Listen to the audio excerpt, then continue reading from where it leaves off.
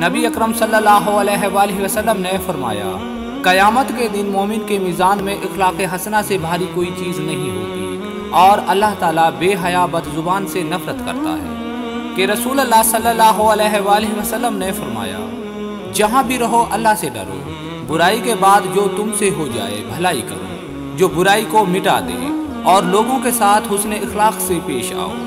رسول اللہ صلی اللہ علیہ وآلہ وسلم نے فرمایا، ایمان میں سب سے کامل مومن وہ ہے جو سب سے بہتر اخلاق والا ہو، اور تم میں سب سے بہتر وہ ہے جو اخلاق میں اپنی عورتوں کے حق میں سب سے بہتر ہو۔ رسول اللہ صلی اللہ علیہ وآلہ وسلم نے فرمایا، منافق میں دو خصلتیں صفتیں جمع نہیں ہو سکتی ہیں، حسن اخلاق اور دین کی سمجھ۔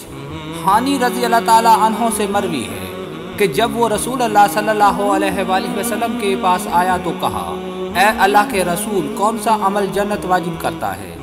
آپ نے فرمایا، اچھا اخلاق اور کھانا کھلانا لازم کر لو۔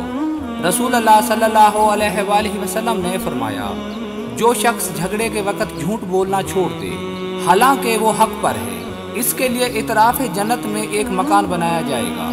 جو شخص حق پر ہوتے ہوئے جھگڑا چھوڑ دے، اس کے لیے جنت کے بیچ میں ایک مکان بنایا جائے گا، اور جو شخص اپنے اخلاق اچھے بنائے، اس کے لیے اعلیٰ جنت میں ایک مکان بنایا جائے گا۔